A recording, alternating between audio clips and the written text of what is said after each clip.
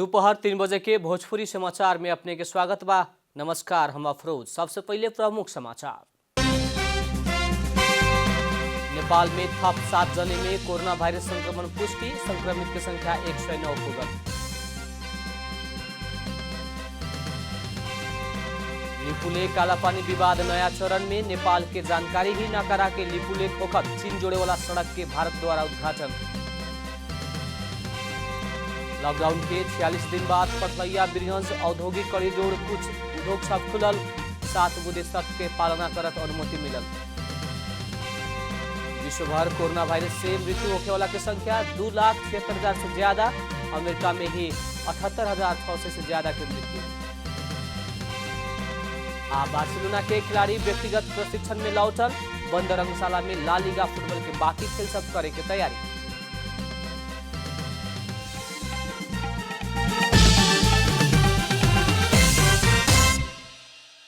अब पूरा समाचार। नेपाल में थप 7 जने में कोरोना वायरस संक्रमण पुष्टि भइल बा। स्वास्थ्य तथा जनसंख्या मंत्रालय के पिछला अपडेट मुताबिक थप 7 जने में संक्रमण पुष्टि भइला संगे नेपाल में कोरोना संक्रमित की संख्या 109 पुगल है।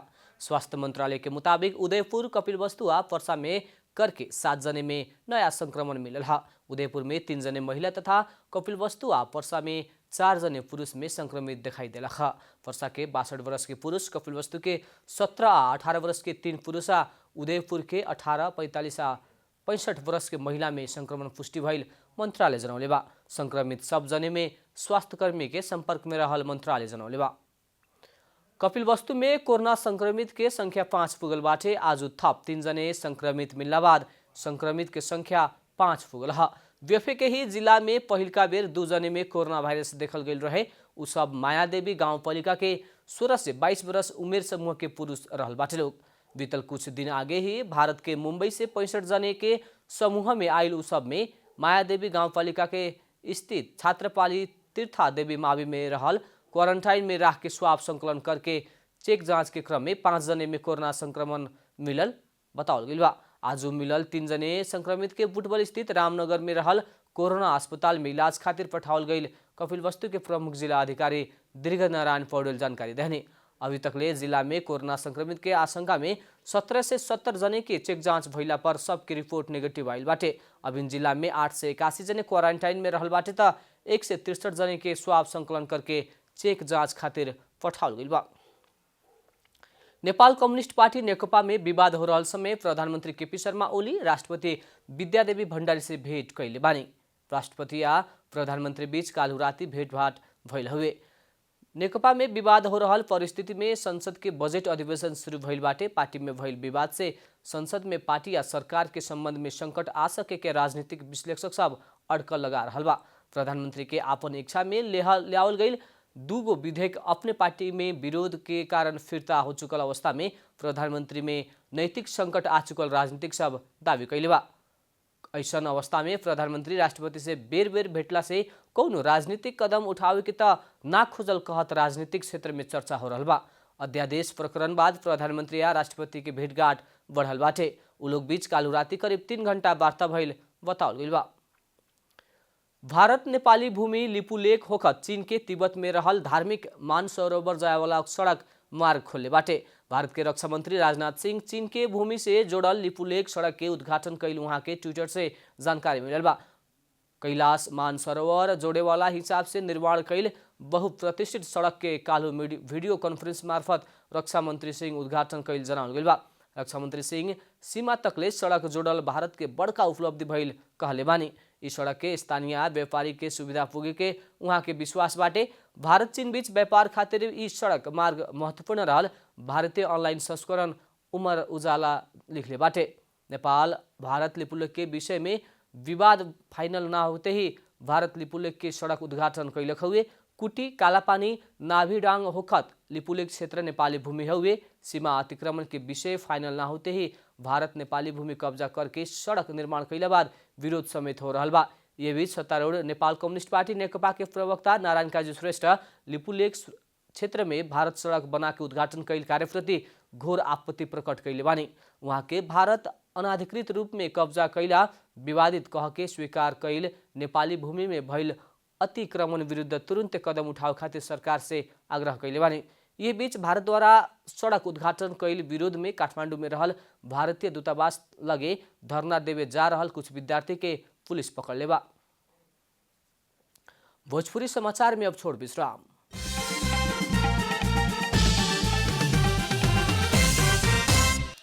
भोजपुरी समाचार में अब थप समाचार।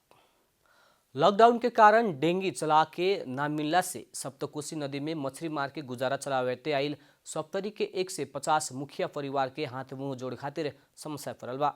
कोरोना वायरस के संक्रमण नियंत्रण आ रोकथाम खातिर स्थानीय प्रशासन डेंगी में ताला लगौला बाद डेंगी किनार में ही पड़ल बा। सप्तरी के हनुमान नगर कंकालिनी नगरपालिका वार्ड नंबर 12 मुखिया टोला के 150 परिवार मुखिया समुदाय सप्तकोशी नदी में ही आश्रित बाड़न सन। पुरखौली रूप में मछली मुआ के उ लोग आपन परिवार के गुजारा चलावते अला पर भी इस समय बंदाबंदी के कारण डुंगा किनार में ही ऐसने रखाइल बा। कोरोना वायरस के संक्रमण नियंत्रण और रोकथाम खातिर स्थानीय प्रशासन द्वारा डुंगा में ताला लगोला बाद मुखिया परिवार के पेट पालेला भी समस्या भइल बा। सरकार हमरा के जो मान ले जब नाहे में ताला मार दिलके, हजूर हमरा सबके गरीब लोग छियै, हमरा जब नाहे में ताला मार दिलके तो हमरा खेबै की, भूखे मरै छियै। एकर मतलब छै कि जो मान ले पुलिस प्रशासन नाह में पानि जे है छै वर्षा में से उछल आबै छै तो गांठ पर छोड़ दै छै। हमरा आर के खेबै की, हमरा आर के सरकार कोनो आवश्यकता नहीं जोड़ के दै छै। परिवार के गुजारा चलावे वाला एकमात्र विकल्प रहल डुंगा भी नदी किनार में ही ताला लगोला बाद भूखे रहे के समस्या खेपते आयल उ लोग के शिकायत बा। स्थानीय सरकार द्वारा भी कुछ परिवार के ही राहत उपलब्ध करावल कारण अपना सबके दैनिकी कष्टकर बनल उ लोग बतावेलन। समस्या छै, बाल बच्चा के दिक्कत छै। हमरा आर के बाप पुरखा कोनो जमीन जथा नहीं अरेंज करे के देना छै। सब दिना से कमायल छै, नासा खा साँझ के जाय छै तो भोर के खाय छै, भोर के जाय छै तो साँझ के खाय छै। हमरा आर के सब सुखमवासी छै। हमरा आर के आवाज नहीं तक वार्ड अध्यक्ष सुन रहल छै, नहीं मेयर सुन रहल छै। मुखिया समुदाय सबके की त राहत के व्यवस्था मिलावल जाए के चाही या फिर डुंगा संचालन करे देवे के मांग भी उ लोग के बाटे। सप्तरी से विद्यानंद राम की रिपोर्ट। बाँके के स्थानीय निकाय प्रशासन भारत से आयात होखे वाला कृषिजन्य पदार्थ में कड़ाई कैले बाद नेपाली किसान सबके तरकारी सहज रूप में बिक्री हो रहल बा, साथे उ लोग के उचित भाव भी मिल रहल बा। पड़ोसी देश भारत संग ही बांके में भी कोरोना संक्रमित देखा पड़ला बाद उपभोक्ता सब किसान के घर आंगन में ही तरकारी किने पुगेलन। प्रशासन द्वारा भारत से आवे वाला तरकारी में रुकावट कैला संग ही बांके कोहलपुर नगरपालिका 13 के किसान सब अपने घर अंगना से बिक्री करते आ रहल बाटे लोग। उ लोग में तरकारी बोके बाजार ले जावे के मजबूरी हटल बा, वही लेखा उचित दाम भी मिलल बा। रुपैयाँ बन्द भयो, इन्डियाबाट तरकारी आउन छोड्यो अनि वहाँबाट आउन छोडेपछि अब तरकारीको अभाव हुन लाग्यो। तर अलिअलि भएको पनि यहाँ आउनुहोस् र लैजानुहोस् भनेर हामीले हिँड्यौँ। उपभोक्ता सबै स्थानीय उत्पादन के ही खोजेलन। भारत से आवे वाला तरकारी सस्ता में मिले वाला भइला पर भी उपभोक्ता सब स्थानीय उत्पादन प्रति आकर्षित भइल बाड़न सन। नेपालको हामीले नेपाली तरकारी खाने हो, नेपालकै तरकारी ल्याउनु होला। हामी इन्डियाको तरकारी खाँदैनौँ अनि हामी ल्याउँदैन, तपाईले पनि नल्याउनु भन्छन्, हामीले लिएको पनि छैन। बांके में उत्पादित तरकारी से मांग पूरा करे ना सकला बाद सहकारी मार्फत पड़ोसी जिला से आपूर्ति के व्यवस्था भी मिलावल गेल बा। अब यसमा धेरै तरकारी खान नपाएर बर्बाद भयो भन्ने कि उपभोक्ताहरूको अहिले त्यस्तो ठुलो गुनासो छैन। अब अहिले वैशाख र जेठको महिनासम्म करिब करिब तरकारीले यहीँकोले धान्छ। पहले के तुलना में आयात कटौती भइला कहला पर भी नेपालगंज भन्सार कार्यालय से लॉकडाउन की अवधि में 45 से 88 मीट्रिक टन तरकारी आयात भइल जनावल गेल बा। तरकारीहरू आएको छ हैन, जस्तो 4588 एमटी बराबरको तरकारी हैन, परिणाम त्यति र करिब 11 करोड मूल्य बराबरको तरकारीहरू चाहिँ यो लकडाउन अवधिभित्र इम्पोर्ट भएको छ। नेपालगंज नाका से कुश्ती नेने खाद्यान्न पेट्रोलियम पदार्थ बाहेक अन्य सामग्री के आयात में भी कमी आयल बा। बांके से रविंद्र सिंह ठकुरी की रिपोर्ट। अब आर्थिक समाचार।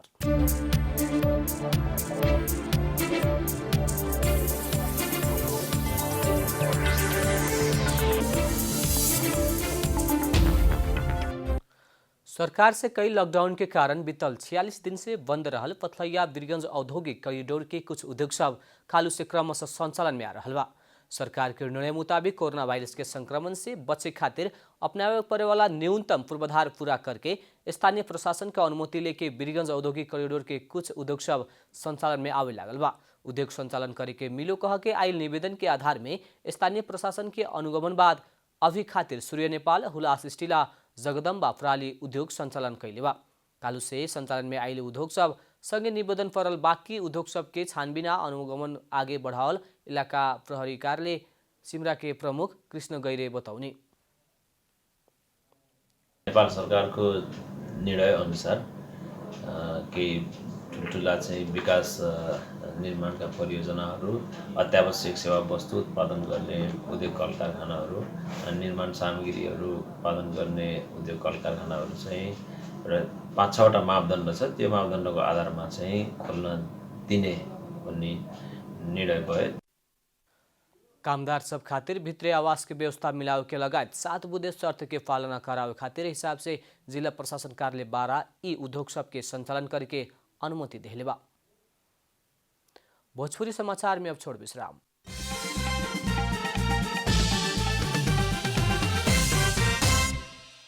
भोजपुरी समाचार के अंत में प्रमुख समाचार फिर एक बार।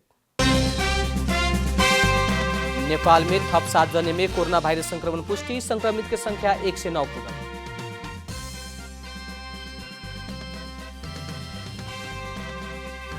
लिपुलेक कालापानी विवाद नया चरण में, नेपाल के जानकारी ही ना करा के लिपुलेक होखत चीन जोड़े वाला सड़क के भारत द्वारा उद्घाटन।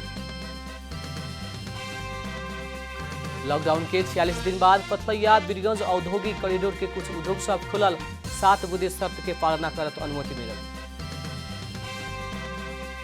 विश्वभर कोरोना वायरस से मृत्यु होने वाला की संख्या 2,76,000 से ज्यादा, अमेरिका में ही 78,600 से ज्यादा की मृत्यु। बार्सिलोना के खिलाड़ी व्यक्तिगत प्रशिक्षण में लौटल, बंद रंगशाला में ला लीगा फुटबॉल के बाकी खेल सब करे के तैयारी।